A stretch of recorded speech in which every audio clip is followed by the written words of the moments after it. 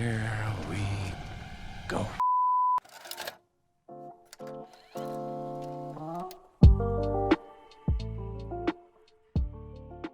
Easily the craziest thing about Gladiator 2 for me was that I had it in my most anticipated list without even seeing the original up until about a couple days ago. The cast really excited me, especially Paul Mescal. I am a huge fan of his after Normal People like Pedro, Pascal, Joseph Quinn, Denzel Washington, one of the greatest to ever do it, and it's just a sequel to a highly acclaimed movie from the same director returning. All signs were leading to this being another great Ridley Scott movie, no? It definitely doesn't reach the great status. It's settles for just pretty good. As I'm watching the first 40 minutes, I'm thinking this is pretty dull and I'm not really entertained. It's hard to go with a Gladiator review without even saying that word. I'm gonna say it, I'm sorry. At one point or another, it kind of just flipped a switch where I just saw it as mindless entertainment for the rest of the runtime. I think that's the biggest reason why I had a good time with it. I just saw it as pure entertainment. It doesn't offer much of anything other than that, especially due to the lackluster writing and development. The characters here are really thin. Paul Mescal was probably the most disappointing part of the movie because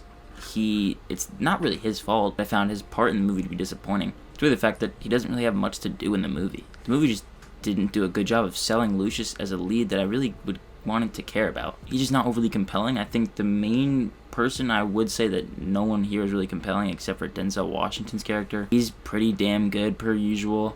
Because he's been doing it for so long, he can elevate the role into something else and make it really interesting. I also think that the inherent twisted vibe of his character is just intriguing. Pedro Pascal offers little to nothing, though. He is such a boring character. I don't even remember what his name is. He really just felt like he was taking this big paycheck that came along with the movie and then moved on with his life. If anything, the most forgettable part about the movie was him. You're gonna forget he was even in it. The action is good, though. There's nice big set pieces. It definitely tries to go above and beyond as we have nearly 3 decades later of technology, obviously after the first film. It's also pretty bloody and fairly graphic. There are some decent kills. And the movie just, simply put, doesn't take itself seriously. Many have complained about the historical inaccuracies, which to me doesn't really matter much. One of the characters in the movie is best friends with a monkey, and he appoints the monkey to a highly coveted role in office, if you will. I mean, they're fighting sharks in the Colosseum.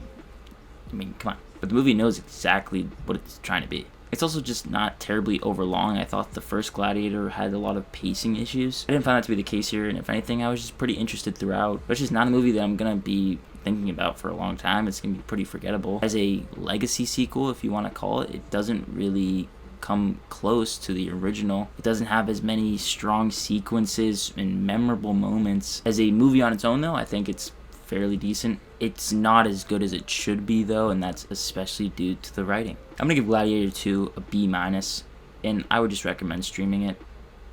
Again, entertaining enough, but not much to write home about. I want to thank you so much for watching this review, and as always, look forward to more content coming soon. My name is Ben, people call me Meter, and I'll see you guys in the next one.